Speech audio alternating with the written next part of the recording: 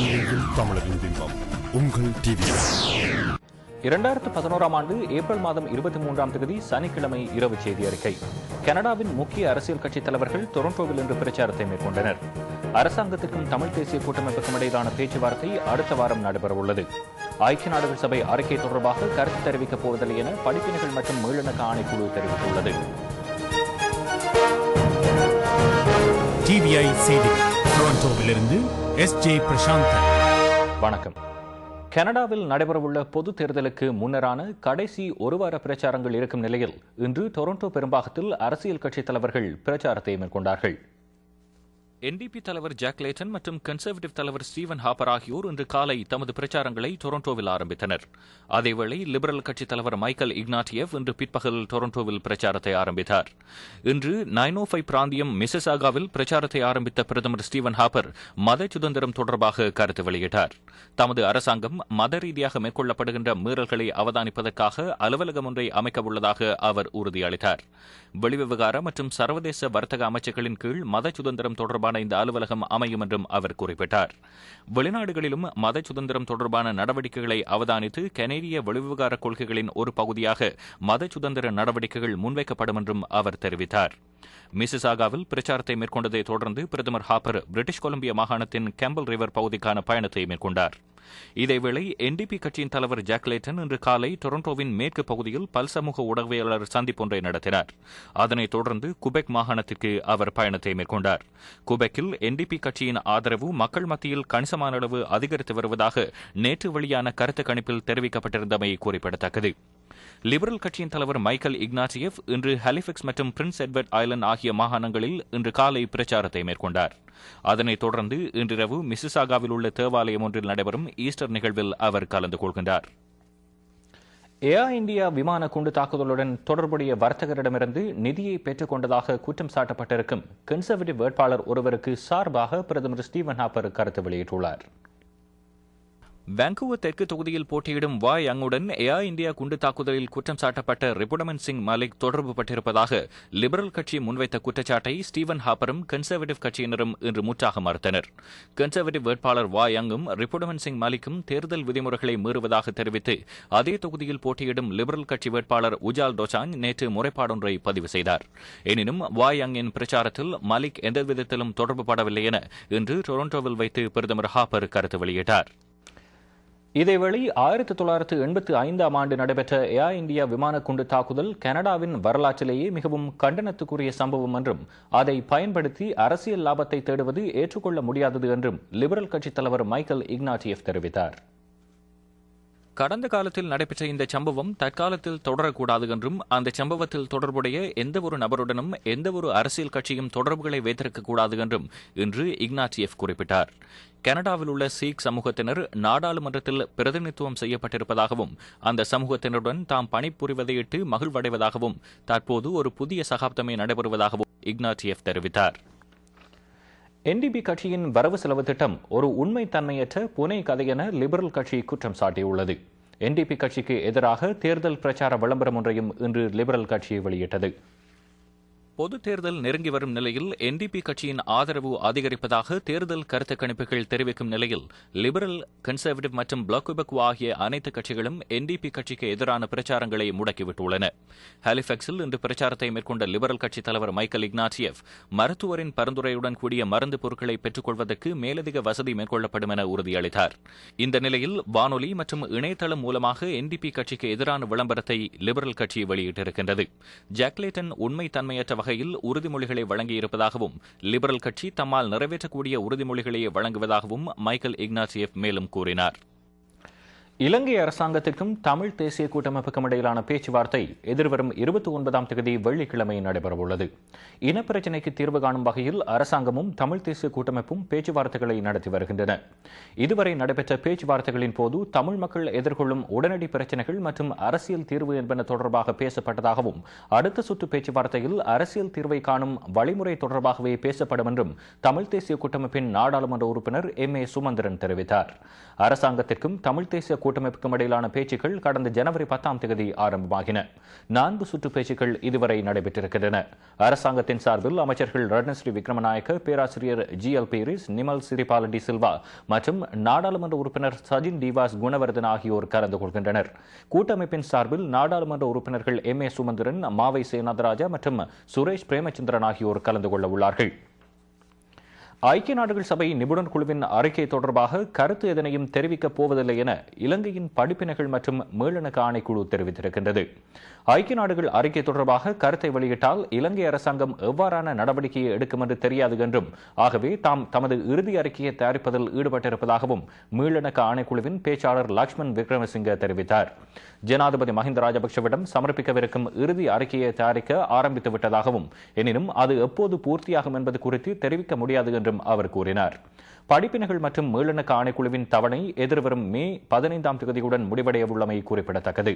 இதேவேளை மீளணக்க ஆணைக்குழு அதன் இறுதி அறிக்கையை வெளியிட்டதைத் தொடர்ந்து ஐக்கிய நாடுகள் சபையின் நிபுணர் குழு அறிக்கை தொடர்பாக கருத்து வெளியிடப்படும் என இலங்கை அரசாங்கமும் தெரிவித்திருக்கின்றது. இதுவரை தயாரிக்கப்பட்டுள்ள மீளணக்க ஆணைக்குழுவின் அறிக்கையின்படி போரினால் பாதிப்படைந்து மீள குடியமர்ந்துள்ள மக்களின் வாழ்க்கையை முன்னேற்றுவதற்காக உடனடி நிர்வாக நடவடிக்கை மேற்கொள்ளப்பட வேண்டும் என பரிந்துரைக்கப்பட்டுள்ளது. 2002 பிப்ரவரி 21 முதல் 2009 மே 19ஆம் தேதி வரை நடைபெற்ற சம்பவங்கள் தொடர்பாக ஆராய்ந்து அறிக்கையை தயாரிப்பதற்கென 8 பேர் கொண்ட படிப்பினைகள் மற்றும் மீளணக்க ஆணைக்குழு 2010ஆம் ஆண்டு மே மாதம் ஜனாதிபதி மஹிந்த ராஜபக்சவினால் உருவாக்கப்பட்டது. ஐக்கிய நாடுகள் நிபுணர் குழுவின் அறிக்கையில் குறிப்பிடப்பட்டுள்ள போர் குற்றங்கள் தொடர்பாக படிப்பினைகள் மற்றும் மீளணக்க ஆணைக்குழு விசாரணை நடத்துவதற்கு அரசாங்கம் அனுமதி அளிக்க வேண்டும் என ஐக்கிய தேசிய கட்சி தெரிவித்திருக்கின்றது. நாட்டின் நற்பெயரையும் பெருமையையும் காப்பாற்றும் விதத்தில் அரசாங்கம் செயற்பட வேண்டும் என ஐக்கிய தேசிய கட்சியின் நாடாளுமன்ற உறுப்பினர் லக்ஷ்மன் கிரியல்ல தெரிவித்தார். நாட்டிற்கு எதிராக முன்வைக்கப்பட்ட குற்றச்சாட்டுகள் தொடர்பாக அரசாங்கம் முன்பே தெளிவுபடுத்தி இருக்க வேண்டும் என்றும் அவர் சிங்கள நாளேடு ஒன்றில் வழங்கிய நேர்காணலில் குறிப்பிட்டார். ஐக்கிய நாடுகள் நிபுணர் குழுவின் அறிக்கைக்கு எதிராக மே தினத்திற்கு பின்னர் வடக்கு கிழக்கு மாகாணங்களில் மக்கள் ஆர்ப்பாட்டங்களை நடத்துவார்கள் என மீள்குடியேற்ற பிரதி அமைச்சர் விநாயகமூர்த்தி முரளிதரன் தெரிவித்திருக்கின்றார். வடக்கு கிழக்கு மாகாணங்களின் தற்போதைய நிலை தொடர்பாக கலந்துரையாடுவதற்காக அந்த மாகாண ஸ்ரீலங்கா சுதந்திர கட்சி பிரதிநிதிகளுடன் ஜனாதிபதி மஹிந்த ராஜபக்ஷ கடந்த வியாழக்கிழமை நடத்திய சந்திப்பின் போது அவர் இவ்வாறு தெரிவித்திருக்கின்றார். யுத்தம் முடிந்துள்ள நிலையில் சுகவாழ்விற்கும் ஒற்றுமைக்கும் சிறந்த வாய்ப்பிருப்பதாகவும் அதனை குழப்புவதற்கு சில சக்திகள் முயல்வதாகவும் முரளிதரன் கூறினார். தமிழ், சிங்கள, முஸ்லிம் மக்கள் அமைதியாக வாழ்வதைக் கண்டு பொறாமைப்படும் சில ஐரோப்பிய நாடுகளும் ஐக்கிய நாடுகள் சபை அதிகாரிகள் சிலரும் இலங்கைக்கு எதிரான பொய்க் குற்றச்சாட்டுகளை சுமத்துவதாகவும் அவர் குறிப்பிட்டார். நாட்டின் அபிவிருத்திக்கு தடை ஏற்படும் வகையில் வெளிநாட்டு சக்திகள் சதி நடவடிக்கைகளை மேற்கொள்வதாக அமைச்சர் பசில் ராஜபக்ஷ தெரிவித்திருக்கிறார். நீண்டகால யுத்தம் முடிவடைந்து தற்போது நாடு அபிவிருத்தி பாதையில் செல்வதாகவும் அந்நிய சக்திகள் அதனை பொறுத்துக் கொள்ளாமல் சதி நடவடிக்கைகளில் ஈடுபடுவதாகவும் இன்று சிலாபத்தில் நடைபெற்ற நிகழ்வில் உரையாற்றிய அமைச்சர் பசில் ராஜபக்ஷ கூறினார். நாட்டு மக்கள் வெளிநாட்டு சக்திகளின் சதிவலையில் விழாமல் நாட்டின் அபிவிருத்தி பணிகளில் கவனம் செலுத்தி அரசாங்கத்துக்கு ஆதரவை வழங்க வேண்டும் என்றும் அவர் வேண்டுகோள் விடுத்தார். புதுக்குடியிருப்பு மருத்துவமனை மீது ஷெல் தாக்குதல் நடத்தப்பட்டதாக ராணுவ அதிகாரி ஒருவர் தெரிவிக்கும் கருத்துக்கள் அடங்கிய ஒளிப்பதிவை அல் ஜசீரா தொலைக்காட்சி வெளியிட்டுள்ளது. இலங்கையின் போர்க்குற்றங்கள் தொடர்பான விசாரணைகளை மேற்கொண்டிருந்த ஐக்கிய நாடுகள் நிபுணர் குழுவினர் மருத்துவமனைகள் மீது ராணுவத்தினர் ஷெல் தாக்குதல்களை மேற்கொண்டதாக குற்றம் சாட்டியிருந்தனர். எனினும் இது ராணுவத்தினரால் மேற்கொள்ளப்படவில்லை என இலங்கை அரசாங்கம் மறுப்பு தெரிவித்திருந்தது. பாதுகாப்பு செயலாளர் கோத்தபாய ராஜபக்சவும் பல இடங்களில் மறுப்பு தெரிவித்திருந்தார். இந்த நிலையில் மருத்துவமனையின் சேதம் தொடர்பாக கருத்து வெளியிட்டிருக்கும் ராணுவ அதிகாரி ஒருவர் ஷெல் தாக்குதல்களால் மருத்துவமனை சேதமடைந்ததாகவும், எனினும் ராணுவத்தினரால் தாக்குதல் மேற்கொள்ளப்பட்டதா என்பது குறித்து தமக்கு தெரியவில்லை என்றும் தெரிவித்ததாக அல் ஜசீரா குறிப்பிட்டிருக்கின்றது. விடுதலை புலிகளின் முன்னாள் போராளிகள் 483 பேர் இன்று அரசாங்கத்தினால் விடுவிக்கப்பட்டனர்.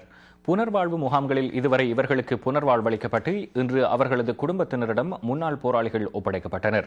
புனர்வாழ்வளிக்கப்பட்டு விடுதலை செய்யப்படும் விடுதலை புலிகளின் முன்னாள் போராளிகள் வடக்கு கிழக்கு அபிவிருத்தி பணிகளில் ஈடுபடுத்தப்படுவார்கள் என இன்றைய நிகழ்வில் கலந்து கொண்டு உரையாற்றிய புனர்வாழ்வு மற்றும் சிறைச்சாலை மறுசீரமைப்பு அமைச்சர் கஜதீர தெரிவித்தார். மிக விரைவில் குறைந்தளவு வட்டி வீதத்துடனான கடன் வசதிகள் அவர்களுக்கு வழங்கப்படும் என்றும் அவர் கூறினார். முன்னாள் போராளிகளுக்கு உணவு, கல்வி, தொழில்நுட்ப மற்றும் மொழி பயிற்சிகளை வழங்குவதற்காக ஒவ்வொரு மாதமும் 100 மில்லியன் ரூபாவை அரசாங்கம் ஒதுக்கியதாகவும் அவர் குறிப்பிட்டார். முன்னாள் விடுதலை புலிகளின் போராளிகள் அரசாங்கத்தின் 9 புனர்வாழ்வு முகாம்களில் உள்ளார்கள். இலங்கை அரசின் போர்க்குற்றங்கள் தொடர்பான ஐக்கிய நாடுகள் சபையின் அறிக்கை குறித்து மத்திய அரசு நடவடிக்கை எடுக்க வேண்டும் என முதலமைச்சர் கருணாநிதி வலியுறுத்தியுள்ளார்.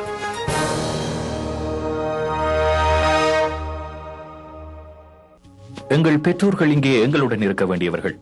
ஆனால் ஸ்டீவன் ஹாப்பரோ குடும்ப மீளிணவுக்கான விசாவினை குறைத்துவிட்டார். குடும்பங்களை பிரித்து வைத்துள்ளார்.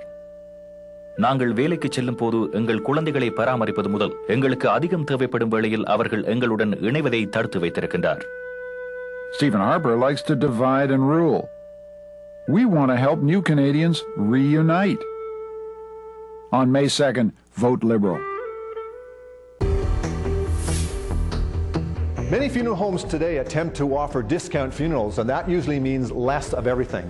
An affordable funeral is a complete funeral based first on your specific needs and then priced to fit within your budget. At Ogden's, we never forget this distinction.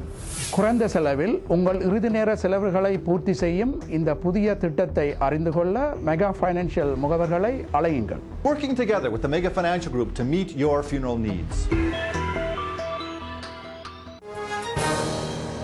இந்திய செய்திகள்.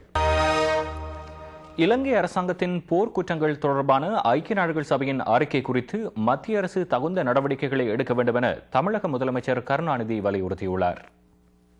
ஐக்கிய நாடுகள் நிபுணர் குழுவின் அறிக்கை தொடர்பாக விளக்கமளித்திருக்கும் முதலமைச்சர் கருணாநிதி கடந்த 9 மாதங்களாக நடைபெற்ற விசாரணை அறிக்கையை ஐக்கிய நாடுகள் சபை இன்னமும் முழுமையாக வெளியிடவில்லை என்று சுட்டிக்காட்டினார். எதிர்வரும் 25ஆம் தேதி அறிக்கையை முழுமையாக வெளியிடவிருப்பதாக ஐக்கிய நாடுகள் சபை தெரிவித்திருப்பதையும் கருணாநிதி குறிப்பிட்டார். அதிகாரப்பூர்வமாக ஐக்கிய நாடுகள் சபை அறிக்கையை வெளியிட்டதும் இந்திய மத்திய அரசு முறையான நடவடிக்கையை மேற்கொள்ள வேண்டும் என கருணாநிதி வலியுறுத்தியிருக்கின்றார். இதேவேளை இலங்கை போர் தொடர்பாக தாம் மேற்கொண்ட உண்ணாவிரதத்தை அண்ணா திராவிட முன்னேற்ற கழகத்தின் பொதுச் செயலாளர் ஜெயலலிதா கபட நாடகம் என தெரிவித்திருப்பது அநாகரிகமானது என்றும் கருணாநிதி கூறினார். போர் என்றால் பொதுமக்கள் கொல்லப்படுவது சகஜம் என ஜெயலலிதா தெரிவித்திருப்பதை மக்கள் மறக்க மாட்டார்கள் என்றும் கருணாநிதி தெரிவித்தார்.